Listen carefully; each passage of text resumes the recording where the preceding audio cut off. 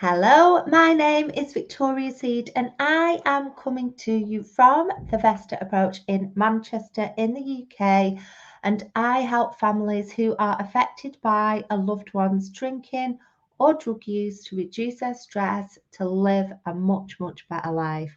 And I do this by teaching really effective strategies to cope through my online one-to-one and group work programs, and I can help you too. So if you are struggling with your loved ones drinking or drug use or gambling, please get in touch. Now, just to say, if you are watching, and professionals, if you're watching, if you have any questions, comments, reflection, thoughts, and feelings, drop them in the comments for me. I appreciate that might not be ideal for some of you. So just drop me a message, DM me if you have any questions and you want to talk anything through.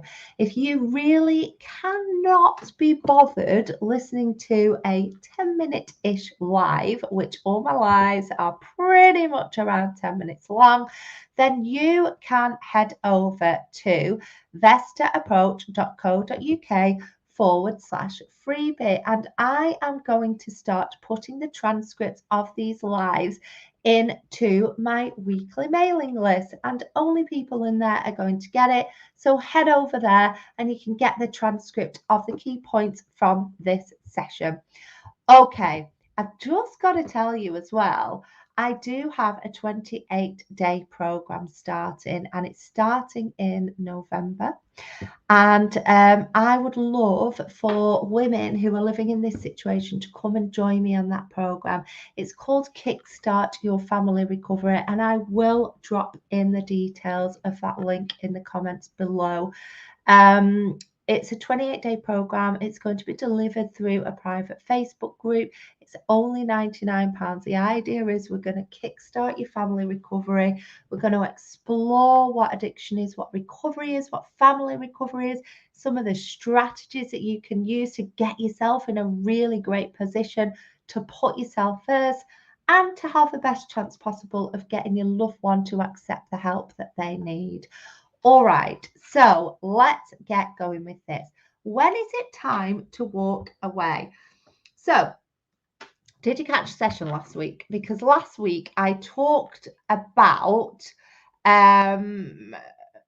what is it going to take for your loved one to change. So what would be really good is if you check that out. But this week I wanted to focus on when you should walk away from your loved one who has problems with drinking or drugs.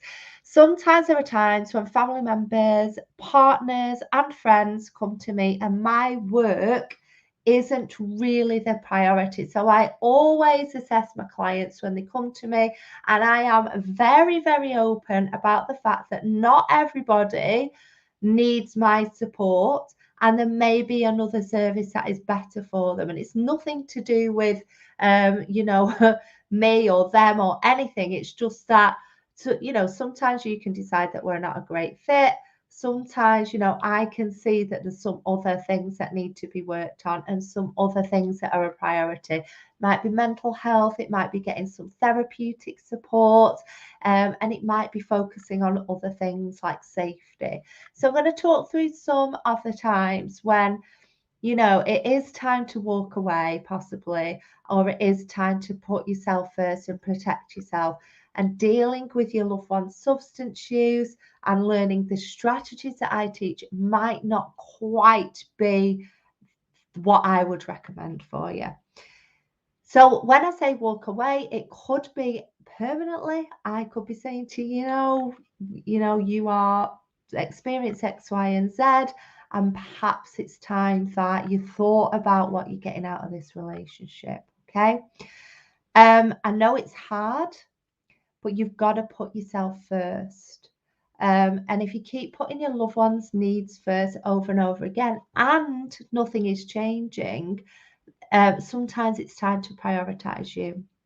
Those of you that know me, you know that I don't believe in tough love, in kicking people out and in rock bottoms and waiting for something bad to happen in order for your loved one to change. That is just not me at all. However, I am a safeguarding professional. I train in safeguarding in some of my other work, safeguarding children, safeguarding adults. And that threads all through my work. It's an absolute priority that I look after the clients and their families. So let's have a look at some of these reasons then. So the first reason to walk away is if you're experiencing abuse. So when I talk about abuse, I'm talking about physical abuse, emotional abuse, sexual abuse, financial abuse, domestic abuse, anything, any kind of abuse. If you are sustaining abuse and you do not feel safe, then I would not recommend that you focus your needs on getting your loved one well. It doesn't matter if your loved one's abusive when they drink or when they take drugs. And the reason why I say that is because I've experienced this myself. So I've been in a relationship where I sustained or I was a victim of domestic abuse. And I thought at the time, it was nearly 20 years ago, that it was because my partner drank. And when he drank, he became violent. But actually, when I came out of that and I trained in doing the work I did, I was already doing this type of work, but I did further training. I realized that actually my partner was choosing to get intoxicated and then come and assault me, and there was other abuse going on when he wasn't sober. So I thought it was just physical abuse when he drank, but actually you've got to think to yourself, is my loved one actually being abusive to anyone else, or is it just towards me and perhaps other members of my family? Because if it is, that's domestic abuse. And there's lots of other types of abuse. I can't go into massive detail today. I've named some of them there, but there is absolutely no excuse for somebody to be abusive towards you. And people might say, well, my loved one is horrible to me. And yeah, they can be horrible. They can say nasty things. And how much you take of that is up to you.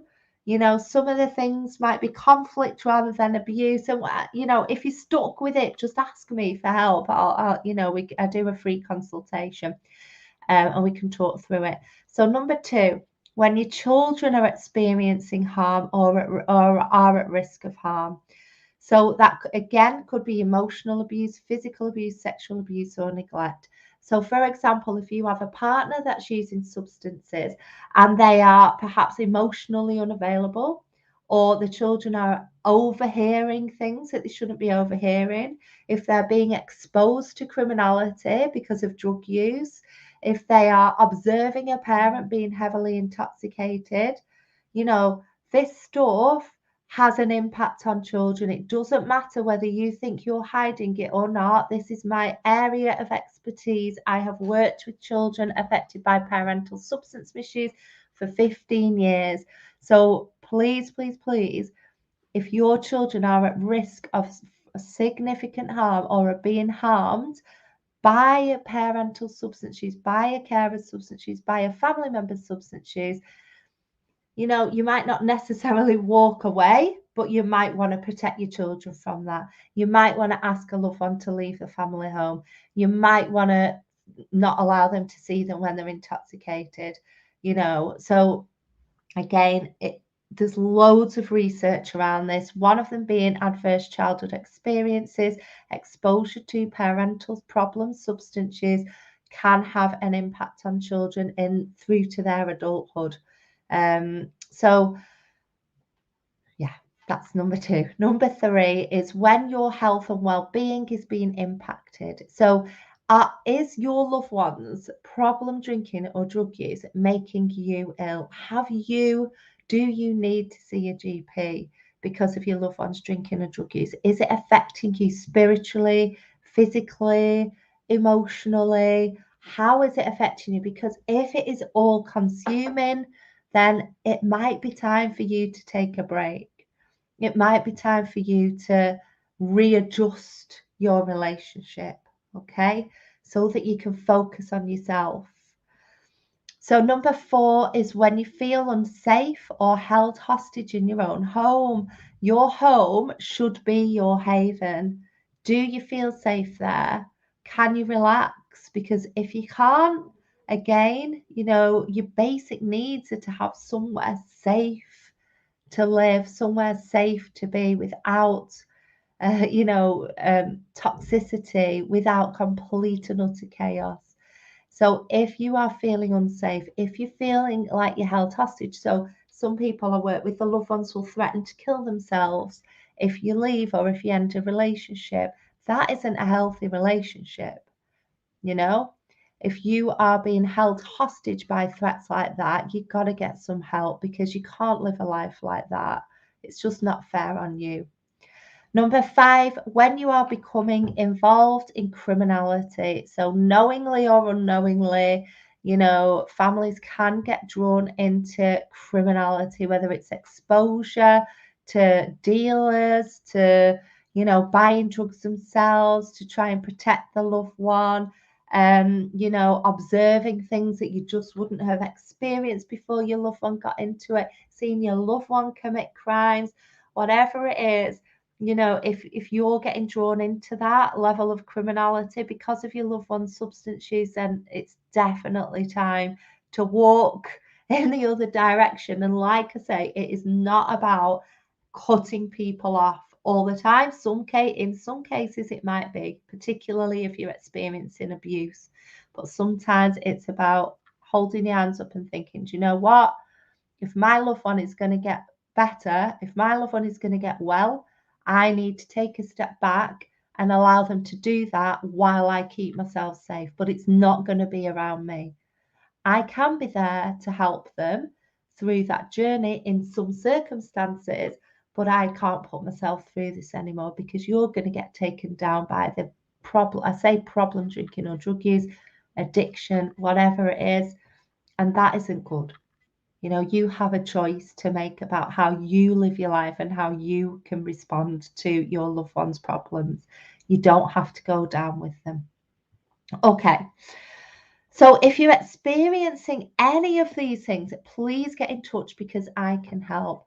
I wouldn't recommend anybody use the strategies that I teach, the information in these lives, without if you're experiencing any of these without a consultation first, without checking with a professional. And like I say, you can book in a consultation with me if you are interested in my work.